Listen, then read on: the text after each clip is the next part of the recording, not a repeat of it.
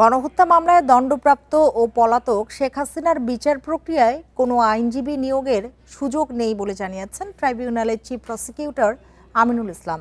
দুপুরে এক ব্রিফিংয়ে তিনি কথা বলেন। হাসিনার পক্ষে বিদেশি একটি আইন প্রতিষ্ঠানে চিঠি পাঠানোর দাবি নাকচ করে চিফ প্রসিকিউটর বলেন, এমন গুঞ্জন তৈরি করে বিচার বিতর্কিত করার চেষ্টা আইন অবমাননার শামিল।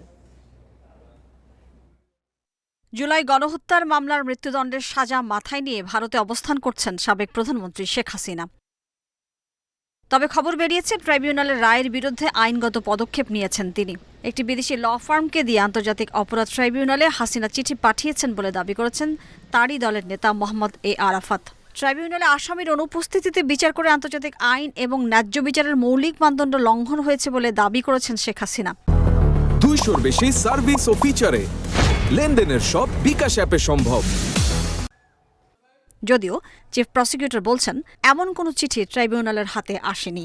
আমাদের কাছে আনুষ্ঠানিক, অনানুষ্ঠানিক বা অফিসিয়ালি, আনঅফিসিয়ালি কোনোভাবেই আমাদের কাছে আসে। যদি কেউ পাঠায়ও সেই সুযোগটা আছে কিনা? কিচ্ছু সুযোগ নাই।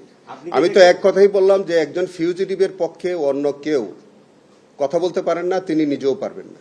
চিফ প্রসিকিউটর বলেন, এমন গুঞ্জন তৈরি করে বিচার বিতর্কিত করার চেষ্টা আইন অবমাননার শামিল। আমাদের বক্তব্য হচ্ছে যে এই জাতীয় কার্যক্রম শুধু বেআইনি নয়, এই জাতীয় কার্যক্রম আমাদের ট্রাইব্যুনালের কার্যক্রমকে মানে প্রশ্নবিদ্ধ করার এবং এটা কন্টেম্পচুয়াস। দৃশ্যত এটা আদালত অবমাননার শামিল।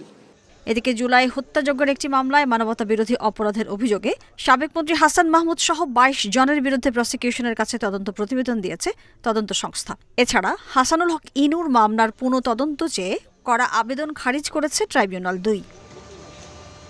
Mahmuda Moumita, independent news, Dhaka.